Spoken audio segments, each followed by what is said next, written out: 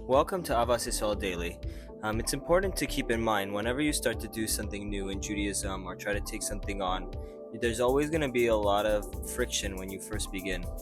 And some people feel like Hashem is rejecting them, or it's good to keep in mind that this is just normal and to push through the challenges. And whenever somebody tries to work on Ahavas Yisrael, then a bunch of machloket starts to pop up.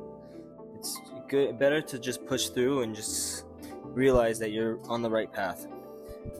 We're continuing on chapter 4. Can I change my nature? Sinas chinam, baseless hatred, is so horrific because it becomes a part of our nature. It becomes an instinctive and natural reaction. How are we to change that? Noted therapist Dr. Zev Brown taught a course in CBT, Cognitive Behavioral Therapy, that I attended, discussing a certain psychological approach.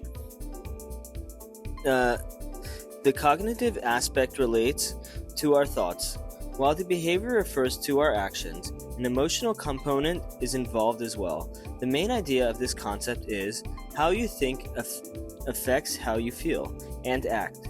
What you do affects what you think and how you feel. And how you feel affects how you think and how you act. Each one impacts the other.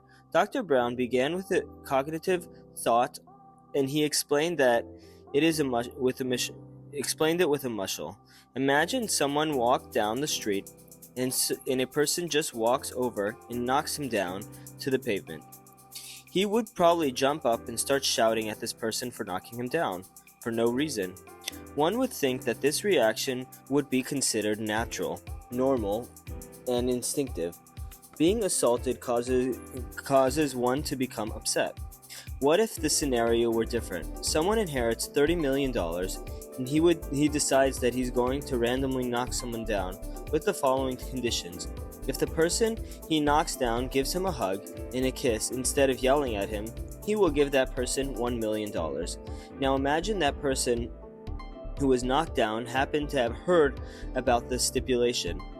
When he is assaulted, he will definitely jump up and kiss the man and hug him, and he will collect his $1 million. Or let's say somebody is walking into the path of a speeding car, and another person knocks him down and saves his life. Will the reaction be the one of anger or gratitude? So the question is, being thrown to the pavement cause which reaction? Does it cause yelling or hugs and kisses? There is no definitive answer.